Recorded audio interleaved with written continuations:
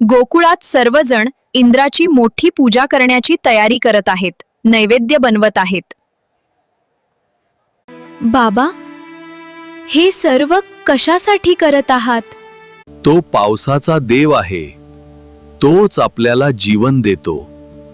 आपण इंद्रदेवाऐवजी गोवर्धन पर्वताची पूजा का करू नये? कृष्णाचे बोलणे ऐकून गोकुळवासींना ते पटते आणि ते गोवर्धन पूजेसाठी तयार होतात.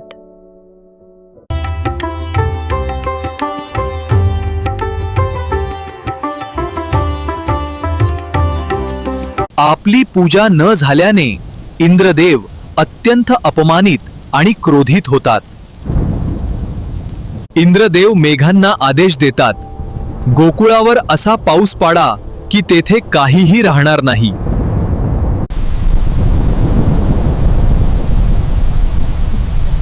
कृष्ण, आम्हाला वाचव, आम्हाला वाचव.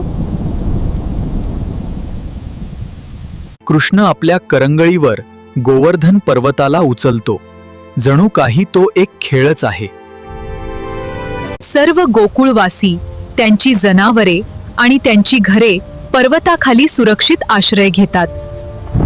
7 दिवस आणि 7 रात्रीपर्यंत इंद्रदेवाचा क्रोध शांत होत नाही. पाऊस अखंड सुरू असतो. कृष्णाची शक्ती पाहून इंद्रदेवाचा गर्वहरण होतो. त्याला आपली चूक समजते.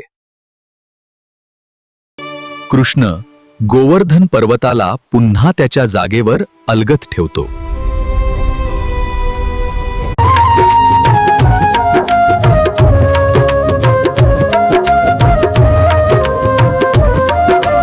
या दिवसापासून कृष्ण गोवर्धनधारी म्हणून पूजला जातो आणि त्याचा महिमा सर्वत्र पसरतो.